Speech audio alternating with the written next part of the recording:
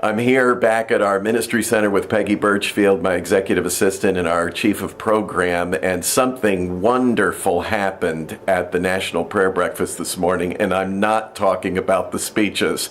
It was something that happened behind the scenes, and Peggy was directly involved. So I'm going to turn the camera on you, Peggy, for a change. You're always carrying the camera, and I'm on the other side of it. This time it's my turn, and you've got to tell our folks what happened while I was inside at the breakfast.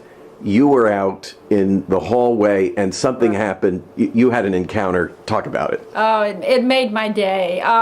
As Rob left to go into one of the ballrooms for the National Prayer Breakfast, myself and one of the intercessors that was in the prayer room in the back, we were just walking around trying to find a place to sit down, put our feet up so while everything was happening, and we found one of the rooms that was set up as a reception area for the staff for the actual National Prayer Breakfast. And we went in, put our feet up, grabbed a cup of coffee. We were not inside that room probably more than 20 minutes, and in walked one of the officers. Now, it was just not just one of the officers, it was one of the officers that was actually appointed to the president of when he left. Part of the presidential security detail, right, Peggy? Absolutely, part of the presidential detail. And this person walked in. It was a young lady.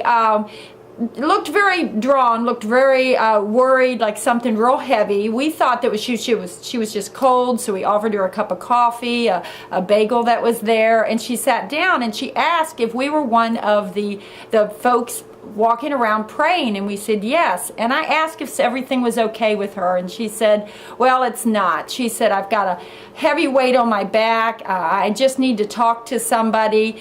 And with that, we realized that this person was in need of our counseling and in prayer. And as things progressed, and each layer that she took off, and I'm talking a coat, and then an armored coat that was very heavy, you could see the bulletproof vest that was underneath, her hat, her gloves, all of this that she had on, she proceeded to just take these layers off. Now, she was still on call for the president. Her microphone that was on her shoulder was still going off of where the location of the president was, but she proceeded to unload, and at that point she sat down. Within a matter of minutes of praying with her, we ended up bringing her to Christ. She had sins that apparently were weighing heavy on her. She had problems that apparently just you could see it in her face. And so myself and Linda prayed with her. She repeated after us.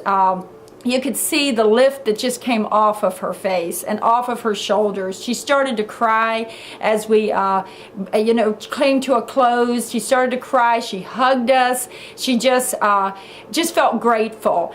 It couldn't have been too long after that the microphone went off, that she had 1 minute to get to the front because the president was exiting. And so at that point, she started putting all her layers back on. You could see that she had left all the burdens behind. But she had spent time with somebody a little more important than the president, and that was the Lord himself. What a beautiful thank you, Peggy. You're welcome.